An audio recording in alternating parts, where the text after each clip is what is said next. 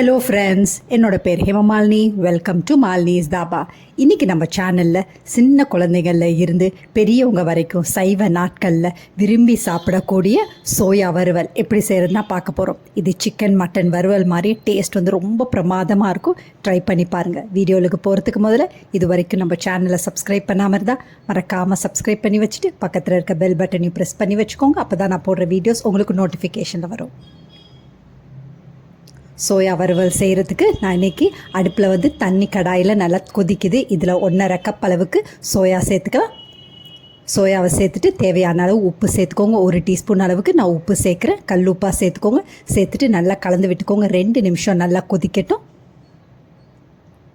இப்போ பாருங்கள், இந்த மாதிரி நல்லா கொதிச்சோடனே இப்போ அடுப்பை ஆஃப் பண்ணிடுங்க. ஆஃப் பண்ணிவிட்டு நல்லா சூடு ஆறினோடனே தண்ணியெல்லாம் நல்லா வடிச்சிட்டு சோயாவில் இருக்க தண்ணியும் நல்லா புழிஞ்சு இதை ஒரு பக்கத்துக்கு எடுத்து வச்சுக்கலாம்.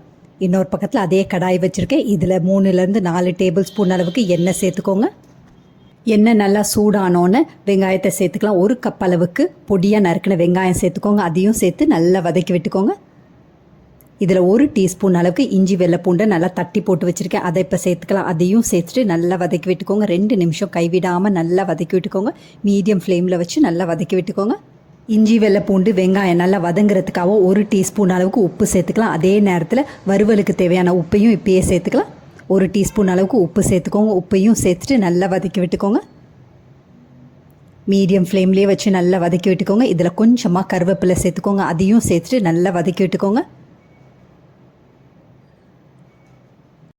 2-3 நிமிஷத்துக்கு பிறகு பார்த்தீங்கன்னா வெங்காயத்தோட நிறமும் மாறி இருக்கும். அதே நேரத்தில் இஞ்சி வெள்ளை பூண்டோட பச்சை மணமும் போயிருக்கும். அந்த அளவுக்கு வந்தோன்னே 1 கப் அளவுக்கு தக்காளியை பொடியாக நறுக்கி வச்சுருக்கேன். அதை இப்போ சேர்த்துக்கலாம். தக்காளியும் சேர்த்துட்டு 2-3 நிமிஷம் நல்லா வதக்கி விட்டுக்கோங்க. தக்காளி நல்லா குழஞ்சி வரணும். அந்த அளவுக்கு வதக்கி விட்டுக்கோங்க. அதுக்குள்ளே இதுக்கு தேவையான மசாலா ஒன்று ரெடி பண்ணிக்கலாம். அதுக்கு சின்ன மிக்ஸி ஜார் எடுத்து 1 ஸ்பூன் அளவுக்கு சீரகம், 1 ஸ்பூன் சோம்பு சேர்த்துக்கோங்க. 1/4 டீஸ்பூனுக்கு குறைவாக மிளகு சேர்த்துக்கோங்க. அதோட 1 சுண்டு பட்டை சேர்த்துக்கோங்க.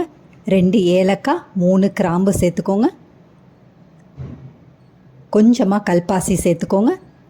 1 டீஸ்பூன் அளவுக்கு மிளகாய்த்தூள், 1 டீஸ்பூன் மல்லித்தூள் சேர்த்துக்கோங்க. 1 டீஸ்பூன் அளவுக்கு காஷ்மீரி மிளகாய்த்தூள் கலருக்காக சேர்க்குறது. அதே நேரத்தில் 1/4 டீஸ்பூன் அளவுக்கு மஞ்சத்தூள் சேர்த்துட்டு நல்லா பவுடர் மாதிரி அரைச்சி ஒரு பக்கத்துக்கு எடுத்து வச்சுக்கலாம். இன்னொரு பக்கத்தில் பாருங்கள், தக்காளியும் நல்லா குழஞ்சி வெந்திருக்கு. இதை நல்லா வதக்கி விட்டுக்கோங்க. 2 நிமிஷம் நல்லா வதங்கின பிறகு நம்ம பொடி பண்ணி வச்சுருக்க பவுடரை சேர்த்துக்கலாம். அதையும் சேர்த்துட்டு நல்லா வதக்கி விட்டுக்கோங்க. ஒரே 1 நிமிஷம் கைவிடாமல் நல்லா வதக்கி விட்டுக்கோங்க. எண்ணெயிலேயே இந்த மசாலா பொருட்கள்லாம் நல்லா பொரிஞ்சு வரும். அந்த அளவுக்கு வந்தோடனே இதில் 1 கப் அளவுக்கு தண்ணி சேர்த்துக்கோங்க. தண்ணியை ஊற்றின பிறகு நல்லா கலந்து விட்டுக்கோங்க. கலந்து விட்டுட்டு ஃப்ளேமை மீடியம் டு லோவில் வச்சுக்கோங்க. லோவில் வச்சுட்டு 4-5 நிமிஷம் நல்லா கொதித்து வரட்டும். மூடியை போட்டு நல்லா கொதித்து வரட்டும். நம்ம ஊற்றின எண்ணெயெல்லாம் நல்லா பிரிஞ்சு மேலே வரும். இப்போ பாருங்கள், 5 நிமிஷத்துக்கு பிறகு ஊற்றின எண்ணெயெல்லாம் மேலே நல்லா பிரிஞ்சு வந்திருக்கு. இப்போ நல்லா கலந்து விட்டுட்டு நம்ம சோயாவை ஏற்கனவே நல்லா தண்ணியெல்லாம் நல்லா வடிச்சிட்டு புழிஞ்சு வச்சுருக்கேன். அதை இப்போ சேர்த்துக்கலாம். சோயாவையும் சேர்த்துட்டு நல்லா கலந்து விட்டுக்கோங்க. ஒரே 1 நிமிஷம் நல்லா கலந்து விட்டுக்கோங்க. கலந்து விட்டு இது அப்படியே 2-3 நிமிஷம் நல்லா வேகட்டும். லோ ஃப்ளேமில் நல்லா வேகட்டும்.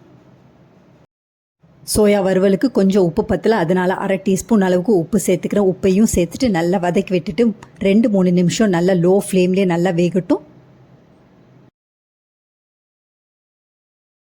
2-3 நிமிஷத்துக்கு பிறகு பார்த்தீங்கன்னா சோயா வறுவல் ரொம்ப பிரமாதமாக நல்ல கமகமான ரெடி ஆகிடுச்சு. ரொம்ப சிம்பிள் அண்ட் ஈஸியாக செஞ்சிடலாம். சிக்கன் மட்டன் சுவையிலே இந்த சோயா வறுவல் ரெடி ஆகிடுச்சு. ஏன்னா நம்ம சேர்த்த மசாலா பொருட்கள் அந்த மாதிரி ரொம்ப ஃப்ரெஷ்ஷான மசாலா பொருட்கள். கடைசியாக கை நிறைய பொடியாக நறுக்கின கொத்தமல்லியும் தூவிட்டு மறுபடியும் நல்லா கலந்து விட்டுட்டு பரிமாறிடுங்க.